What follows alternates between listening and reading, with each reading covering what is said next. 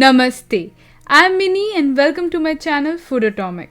Today we are preparing a quick and easy recipe for vegan fried rice. If you are new here, I make easy vegan recipes with step-by-step instructions, and if you'd like to see more of these videos, please subscribe and click on the bell icon for future recipe notifications. Let's start with preparing the rice. I'm using basmati rice around 300 grams for the recipe, but you can use any rice of your choice. Also, the fried rice comes out best with the leftover rice. Make sure you wash the rice thoroughly and then soak it for a minimum of 30 minutes. After that, we are going to cook the rice till it's well done. Check the progress of the rice from time to time as we don't want it to get overcooked. Remember that the rice needs to rest after cooking is completed and before mixing it with the vegetables. Otherwise, it will break while preparing the recipe and it will become mashed fried rice.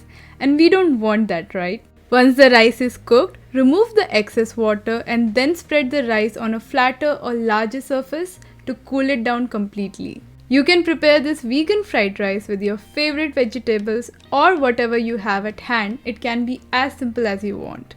Now heat a pan and add 2 teaspoons of oil.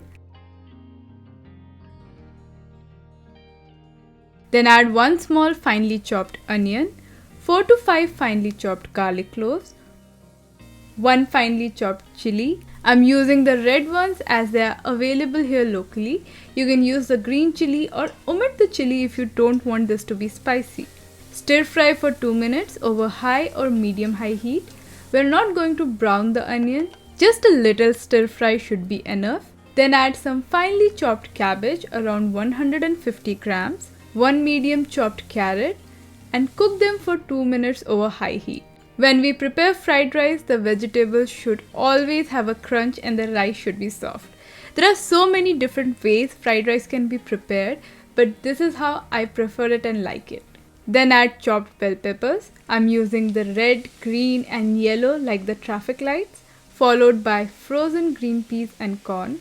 Stir fry them for another 2 minutes over high heat.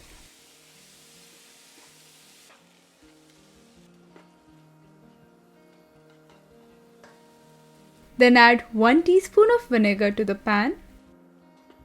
Mix it with the vegetables. And then add some black pepper powder, 1 teaspoon of salt. Give it a mix.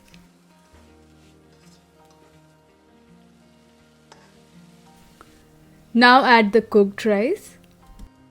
Make sure it is at room temperature so it doesn't break. Add 2 teaspoons of soy sauce on the rice. Always add it to the rice instead of the vegetables, and I'm using the gluten-free version. Then add 1 teaspoon of salt and mix. When we mix the rice with the vegetables, either toss them or lift the rice from the bottom and fold so the rice doesn't break. Look at that. It already smells amazing. We just need one final touch and we should be done. Add some chopped spring onion greens. They provide such great flavor and crunch to this dish. Mix again and switch off the heat.